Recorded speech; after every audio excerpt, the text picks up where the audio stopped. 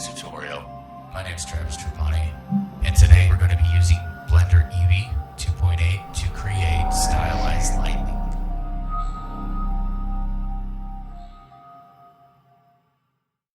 So first, we're going to do a few things. We need to change this to the graph editor. And we're going to move our windows around a little bit. We need to be able to see what we're doing and have access to the graph editor and the timeline.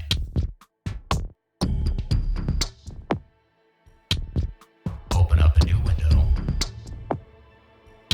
and change that to a shader editor.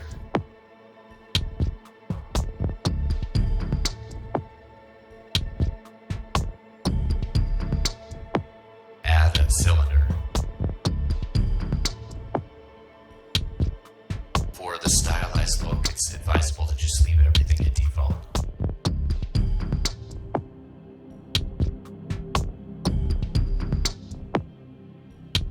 Then we'll scale on everything but Z. So you got something nice and thin.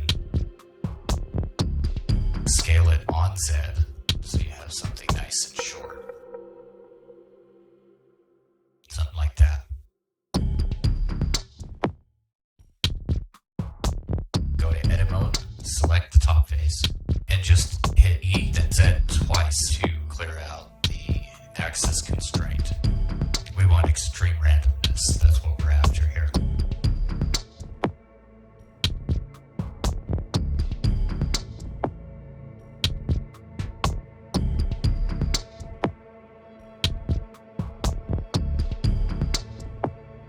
Make sure it's nice and thin. Then duplicate it and scale it down a little. Model it as you need it for your scene, and you can do all kinds of things with it. There's never-ending opportunity and possibilities when it comes to electric bolts.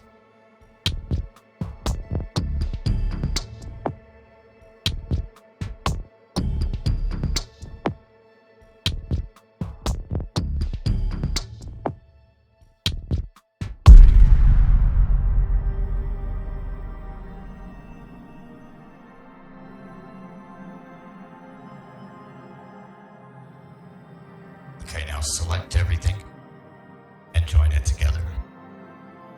And don't forget to name it.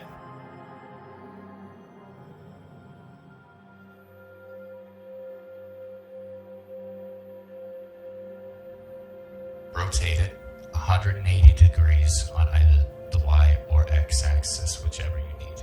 And then grab it up so that it's just barely under the grid plane.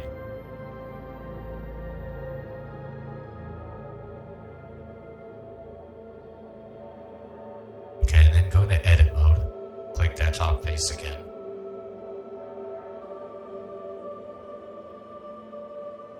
Go into mesh.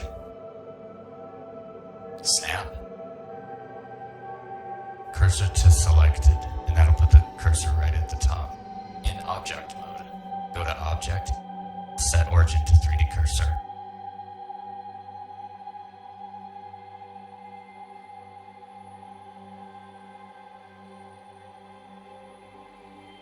Go to object, shade smooth. Come in here to the mesh properties tab. Go to normal and click on auto smooth and keep it at 30 degrees. Alright, next we're going to go into the modifiers tab and add a displace modifier. We're going to give it a new texture. Go into the texture tab.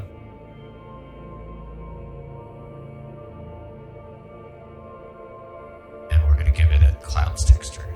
Just leave everything in default. Go into the modifiers tab, then come into the strength and set it to 0. And add a keyframe. That'll put it in the graph editor. Hit N to bring up your properties. Go to the modifiers tab, add a noise modifier. Just kind of play around with it. Start the animation, see how it works. The idea is to to try to get it to displace as much as possible and in an extreme degree. So that way, every time it comes down, it's displaced differently.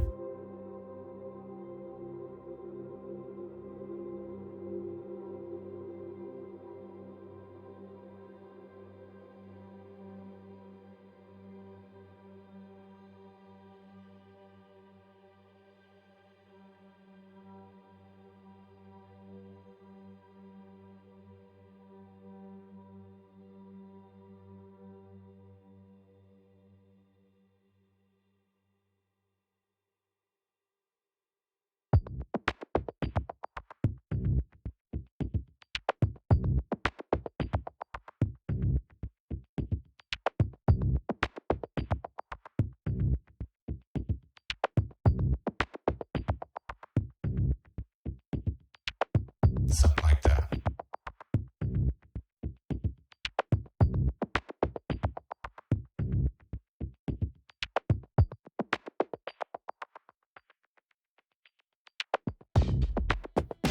Now the next part, I'm going to animate the whole thing. So in the timeline, go to frame 5 and then give it a scaling keyframe as it is. Then go back 2 frames.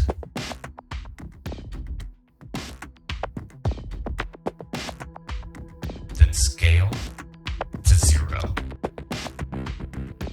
Add a scaling keyframe. Then go back to the original one and go forward 2 frames. Scale to 0. Add a keyframe. Now you can kind of see how it works.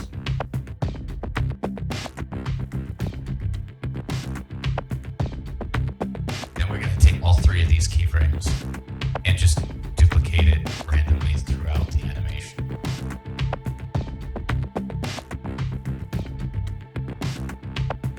And I think I'm going to bring this down to 100 frames. That's not too long.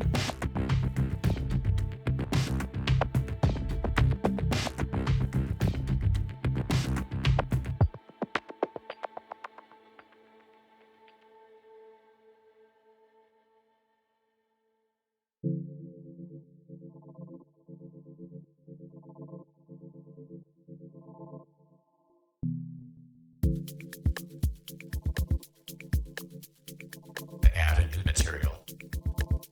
And in the material window, we're going to get rid of the principled shader and add an emission shader. We'll go into rendered mode so we can see what we're doing.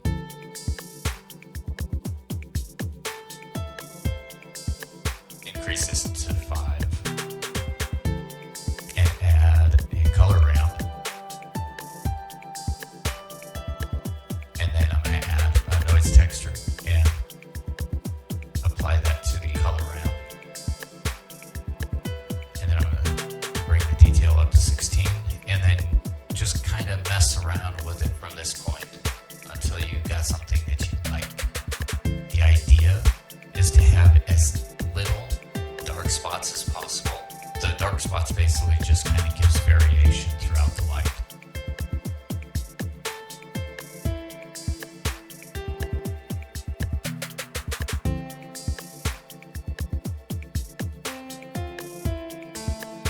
Then once you have something that you're satisfied with, come on over here to your properties panel and then make sure that there's a decent amount of samples. Add ambient occlusion and bloom.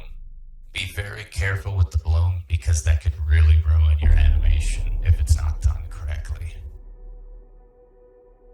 Just kind of mess with it until you got something that you like. And for Eevee, the bloom is important.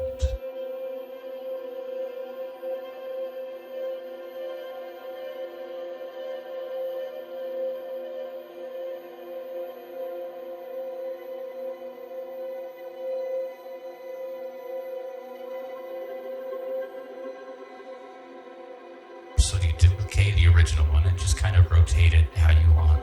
And you can do any amount of different things. You can rotate it on its side, you can put it, flip it completely, or however you want to have it.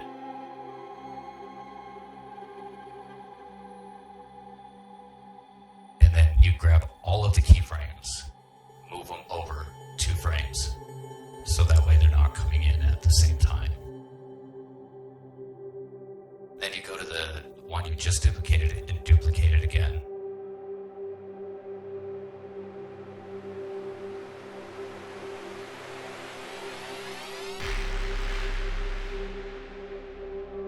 And then move all the keyframes 2 frames over.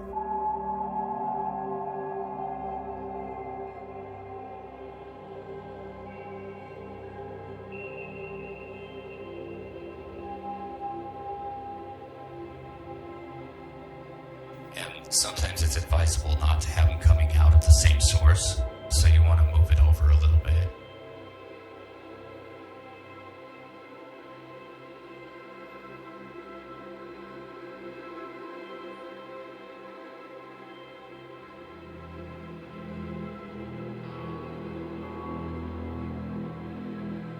Okay, so what we're going to do is add a cylinder, and this time we're going to put a triangle or fan instead of an n-gon. Select all of the top faces, and then parent it, and delete the rest of the cylinder. And then set origin to geometry, and hit Alt-G to put it back into the center. And then we're going to select all, inset the edges, and then delete the center face. You've got your ring. And then what we're going to do is add a modifier. We're going to pretty much do the same thing we did last time. So this time we're just going to add the previous texture onto the modifier.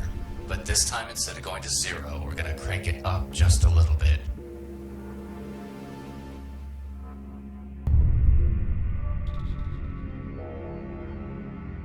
And then add a keyframe. Make sure it's selected. And add a noise modifier. Crank it up a little bit. And again, just mess with this part of it to something you like.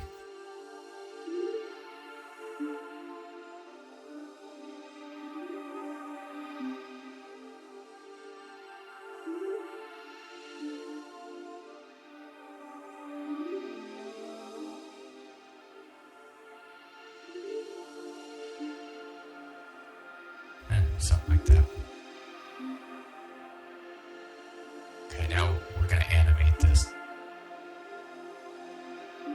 Give it the same material that we gave the bolts. And we're going to go to the frame where the bolt is at its fullest. Go 1 frame after that. Give it a scaling keyframe. And then go back to scale to 0. Go forward to scale to 0. And then that way it looks like it's coming in after the bolt hits. And duplicate it, rotate it, do what you need to make it slightly different, twist it, rotate it, move it. Then move these over till it's just after the full lightning bolt. Then do it again, and rotate it, move it, do what you need to.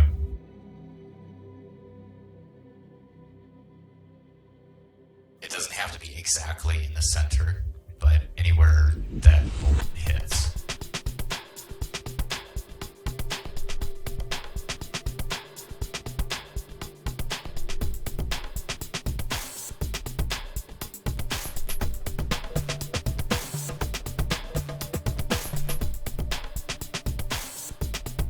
Got your first one. Bring it, duplicate it, bring it. Make sure it goes after the full lightning bolt hits. Full lightning bolt.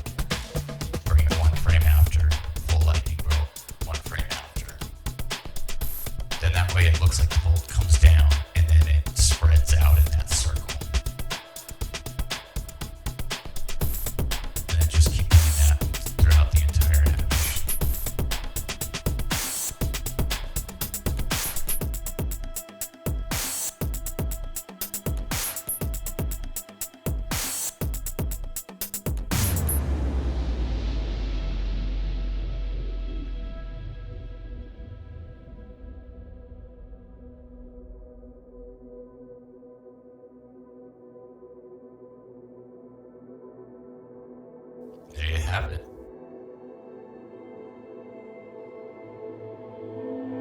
That's how you make the lightning and bolts that you see in this video. I hope you enjoyed the tutorial, and I hope it's very helpful. If you like it, give it a like, and if you have any